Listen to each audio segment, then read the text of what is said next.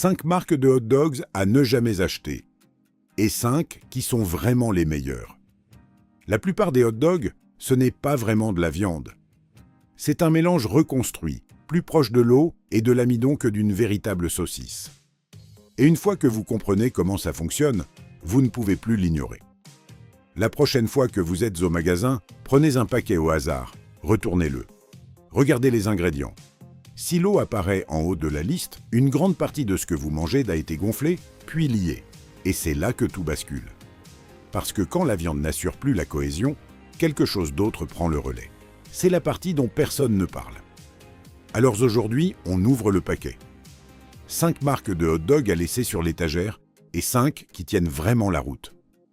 Une fois que vous voyez la différence, vous la repérerez instantanément. Ce qu'une vraie saucisse devrait être une vraie saucisse de type NAC, c'est simple.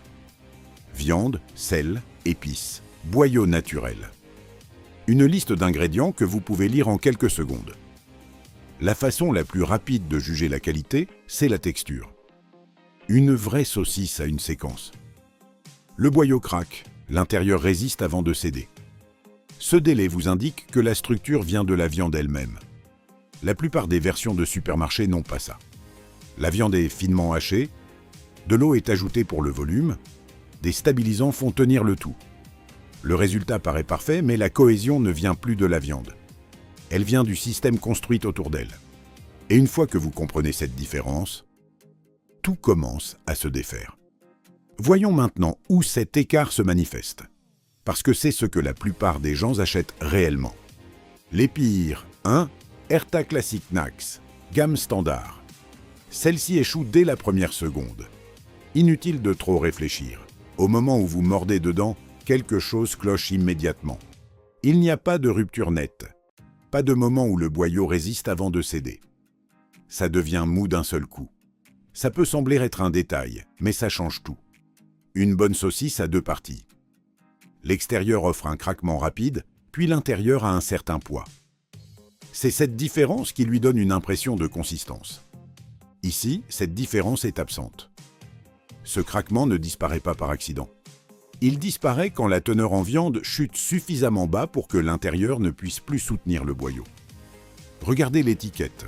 Le porc apparaît plus bas dans la liste qu'on ne s'y attendrait pour un produit présenté comme un classique. Ce qui comble le vide, c'est l'eau et l'amidon, et aucun des deux ne crée de résistance. Le boyau n'a rien contre quoi pousser. Alors au lieu de tension, vous obtenez un effondrement. Ensuite, vous arrivez à l'intérieur et c'est pareil jusqu'au bout. Même sensation, même réponse, à chaque bouchée. Rien ne se développe, rien ne change. Après quelques bouchées, vous savez déjà exactement comment se passera le reste. Et c'est là qu'elle vous perd. Ce qui la rend encore plus trompeuse, c'est son apparence. Le boyau a l'air correct. La forme est familière. Même la couleur évoque quelque chose de traditionnel. Votre cerveau s'attend donc à un certain type de bouchée. Mais quand vous la mangez, ça ne correspond pas à cette attente. Et c'est le vrai problème. Elle ressemble à quelque chose de meilleur, mais l'expérience ne suit pas. 2. Carrefour Hot Dogs Budget, entrée de gamme. Celle-ci est conçue autour du coût, pas de la composition. À ce niveau, le produit résout d'abord un problème mathématique. Il doit être bon marché, stable et suffisamment familier pour rester en rayon. La solution consiste à remplacer les ingrédients coûteux par des moins chers. La viande entière est remplacée par de la volaille ou des chutes de porc mécaniquement séparées. L'amidon et les protéines de soja prennent de la place. Et pour éviter que tout s'effondre, la carragénane ou des stabilisants similaires interviennent pour tenir la structure artificiellement. C'est cette dernière partie qui change l'expérience gustative. Au lieu de se décomposer en couches, la saucisse se comprime. Elle a un léger rebond, une résistance caoutchouteuse qui n'a rien à voir avec la viande.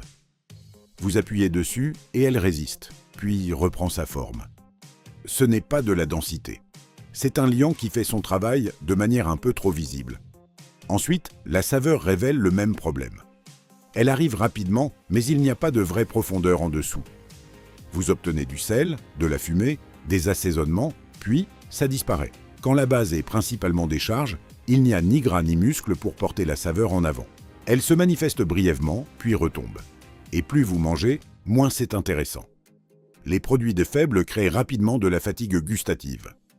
À mi-chemin, vous avez déjà compris toute l'expérience. Même réaction. Même rythme plat, il ne s'agit donc pas seulement d'ingrédients bon marché. Ce produit doit plus à sa formulation qu'à la viande elle-même. 3. Auchan Frankfurter Discount. Celle-ci se défait sous la chaleur et c'est ce qu'elle a de plus honnête. Avant la cuisson, rien ne semble anormal. Elle paraît généreuse en taille. La surface semble propre. Elle donne l'impression d'en avoir pour son argent. Jusqu'à ce que vous appliquiez de la chaleur. Du liquide commence à s'accumuler dans la poêle presque immédiatement. Pas en petite quantité non plus. Suffisamment pour changer la façon dont elle cuit. Ce que vous voyez, c'est le produit qui perd une partie significative de son poids de réel. Ce n'est pas de la cuisson. C'est la charge qui s'en va. Une teneur élevée en eau combinée à un faible ratio de vraie de protéines signifie qu'il n'y a rien pour retenir cette humidité une fois la chaleur appliquée. Elle s'écoule, tout simplement.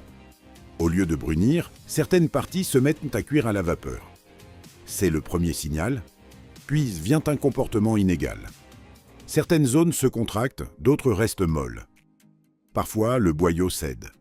Une saucisse construite avec de vrais ingrédients réagit à la chaleur de façon prévisible et stable, parce que les protéines se contractent uniformément et le gras fond à un rythme constant. Celle-ci ne le peut pas, parce que ce qu'il y a à l'intérieur n'est pas assez uniforme pour se comporter uniformément. Au moment où vous la mangez, la texture a déjà été décidée pour vous. Et ce n'est pas la cuisson qui l'a décidé. Conquis. 4. Fleury Michon, gamme standard. Celle-ci a l'air parfaite et c'est le signal d'alarme. Tout en elle est contrôlé. La couleur est uniforme. La forme est précise. Chaque pièce est identique à la suivante. Au premier abord, ça paraît rassurant. Mais ce type de perfection a un coût. Pour y arriver, la viande est émulsifiée à grande vitesse jusqu'à ce que toute trace de structure naturelle disparaisse. Puis des phosphates sont ajoutés pour améliorer la rétention d'eau et donner à la surface une finition propre et uniforme. Le résultat a l'air professionnel. Mais il ne se comporte plus comme un aliment issu d'un animal. Les vraies pièces de viande ont des variations. De légères différences de couleur, de petites inconsistances dans la façon dont chaque morceau se présente. Ici, tout cela a été gommé par le traitement. Le problème n'est pas qu'elle a mauvais goût, c'est qu'elle a un goût terminé avant que vous ayez fini de manger. Et chaque bouchée arrive exactement au même endroit. C'est ce que fait le surtraitement. Il ne ruine pas le produit, il le vide, tout simplement. 5. William Saurin, saucisse cocktail, gamme apéritif. Celle-ci est conçue pour l'occasion, pas pour le produit. Petit format, contexte festif consommé rapidement avec un verre à la main. Cet environnement fait une grande partie du travail. Personne ne fait vraiment attention et le produit le sait. Ce qu'il y a à l'intérieur le reflète. De la viande mécaniquement séparée, c'est-à-dire ce que vous obtenez quand le processus extrait ce qui reste sur l'os après que les coupes principales ont été prélevées. Ce n'est pas inutilisable, mais c'est loin de la viande entière. La structure protéique a déjà été détruite par le processus de séparation, c'est pourquoi la texture ressort fine et pâteuse plutôt que d'avoir du grain ou de la mâche. Pas de craquement, pas de moment où l'extérieur résiste. Ça se plie, tout simplement. Mais contrairement aux autres de cette liste, le problème n'est pas l'uniformité. C'est l'absence. Il n'y a tout simplement pas assez de matière pour juger. Pas de résistance, pas de poids, pas de longueur. Vous la mangez et c'est déjà terminé. La saveur suit. Le sel et la fumée arrivent en vite, c'est le but. Dans un contexte festif, un assaisonnement prononcé en entrée est perçu comme du goût. Mais sans gras ni muscles pour le porter, il n'y a rien en dessous, donc ça disparaît presque immédiatement. Consommé dans ce contexte, la plupart des gens ne le remarqueront pas. Consommé seul, le produit n'a nulle part où se cacher. Voilà à quoi ça ressemble quand le processus remplace l'ingrédient. De l'eau, là où devrait être de la viande. Des additifs qui font le travail que la vraie matière ferait seule. Des produits conçus pour avoir l'air correct plutôt que pour se manger correctement. Mais c'est ici que l'écart devient évident. Parce que les meilleures options de cette liste ne sont pas des compromis. Elles ne sont pas juste un peu moins mauvaises. Elles sont construites complètement différemment, avec une logique entièrement différente. Et l'écart entre cette liste et la suivante n'est pas subtil. Les meilleurs 1. Herta Classic Nax, label rouge. Même marque, produit complètement différent. Et cet écart vous dit tout sur l'importance de la formulation. La certification label rouge fixe une teneur minimale en porc que la gamme standard n'approche pas. Pas d'amidon pour gonfler, pas d'eau pour augmenter le poids. La liste d'ingrédients est plus courte, parce qu'elle n'a pas besoin du même soutien. L'intérieur fait le travail seul. Avant la cuisson, il y a une fermeté à travers le boyau que la version standard n'a jamais.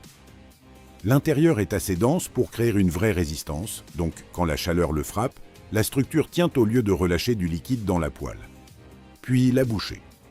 Vous obtenez d'abord le craquement net. Ensuite, l'intérieur prend un moment pour céder. Ce délai, c'est là que réside la qualité. Il crée un rythme. Il vous ralentit juste assez pour que la saucisse paraisse substantielle. La saveur fonctionne de la même façon.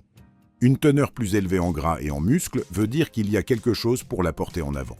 Le goût se développe par étapes au lieu de tout frapper en même temps, et il reste une longueur après avoir avalé au lieu d'une chute abrupte. Une saucisse paraît complète. Pas parce qu'elle est plus grande, mais parce que chaque partie fait ce qu'elle est censée faire. C'est ce que la gamme standard prétend être. 2. Leclerc marque, repère supérieur. Là où les pires options substituent et compensent, celle-ci utilise simplement ce dont elle a besoin et s'arrête là. Le porc est l'ingrédient principal et il le reste. Pas de protéines de soja pour gonfler le volume. Pas d'excès d'eau pour augmenter le poids. L'assaisonnement est retenu, ce qui veut dire que la viande a de la place pour s'exprimer plutôt que d'être couverte par l'assaisonnement. La cuisson est totalement prévisible. Pas de rétrécissement, pas de liquide qui s'accumule, pas de brunissage inégal. Elle se comporte comme une saucisse devrait le faire parce que ce qui la fait tenir, c'est l'ingrédient lui-même, pas un système artificiel en arrière-plan. Elle ne pèse pas lourd après avoir mangé. Pas d'arrière-goût gras, pas de coup de sel écrasant. Et elle ne paraît pas vide non plus. Trop de gras et elle devient écœurante. Trop peu et elle a un goût maigre. Trop d'eau et elle cuit à la vapeur au lieu de brunir. Celle-ci trouve le bon équilibre sur les trois. À ce prix, ce niveau de maîtrise est véritablement rare. C'est la preuve que vous n'avez pas besoin de dépenser plus. Il suffit de mieux choisir. 3. Picard Knacks de Strasbourg. Les produits de la Peer List ont tous une chose en commun. Ils sont formulés autour de la durée de conservation.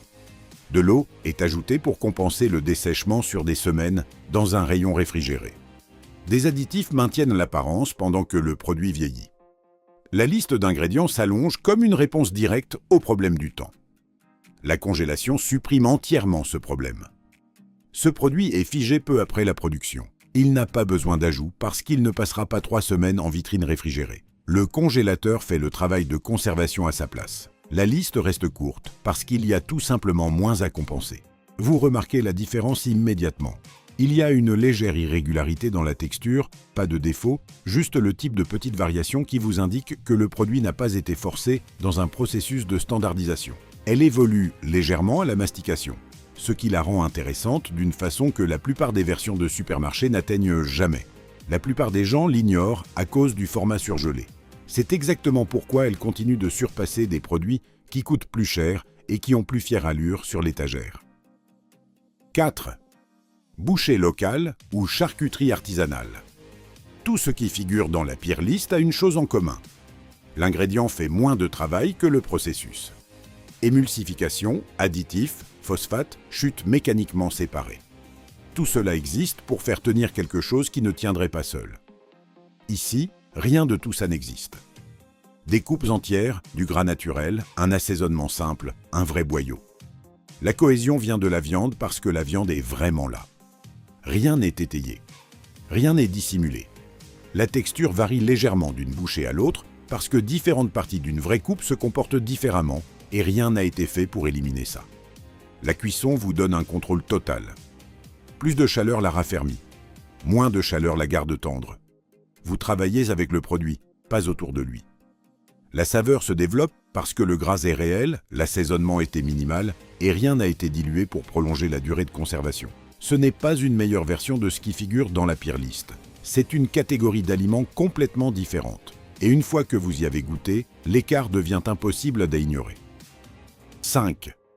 Monoprix gourmet Knack d'Alsace. Celle-ci ne cherche pas à se démarquer, et c'est précisément ce qui fonctionne. Le schéma dans les pires options est constant. Quand la teneur en viande baisse, autre chose comble le vide. L'eau ajoute du poids, l'amidon ajoutent du volume. Les phosphates soutiennent la rétention. La carragénane maintient la forme. Chaque ajout est une réponse au raccourci précédent. Celle-ci ne part pas de cette position. Porc, gras, épices naturelles, un boyau simple. La formulation n'a pas besoin de phosphate parce que la teneur en viande est assez élevée pour retenir l'humidité seule. Elle n'a pas besoin de carragénane parce que la vraie matière musculaire fait la liaison. La liste est courte parce qu'il n'y a rien à corriger. Cela se voit dans la bouchée. Une résistance initiale nette, puis l'intérieur suit avec un vrai poids derrière lui. Pas de richesse excessive. Pas de chute abrupte. Elle fait ce qu'elle est censée faire et elle s'arrête là. Accessible en supermarché ordinaire à un prix normal. Pas de promesse sur l'emballage. Juste un produit qui tient ce qu'il est. Ou trop. Vous avez vu l'écart, d'un côté, des produits construits autour du coût, de la durée de conservation et de l'apparence. De l'autre, des listes courtes, de la vraie viande, et des produits qui n'ont pas besoin d'argumentaire tapageur parce que l'intérieur parle de lui-même. La différence ne tient pas toujours au prix, elle tient à ce avec quoi le produit est réellement construit. La prochaine fois que vous êtes dans le rayon, retournez le paquet. Lisez la liste, voyez où la viande se situe réellement dans la formule, pas sur le devant de l'emballage. Parce que les vraies saucisses existent encore, elles ne font juste pas de bruit à ce sujet. Alors quand vous tenez un paquet, soit c'est de la viande, soit c'est un décor. Rien entre les deux. Likez, abonnez-vous et dites-moi en commentaire quelle marque vous achetez vraiment.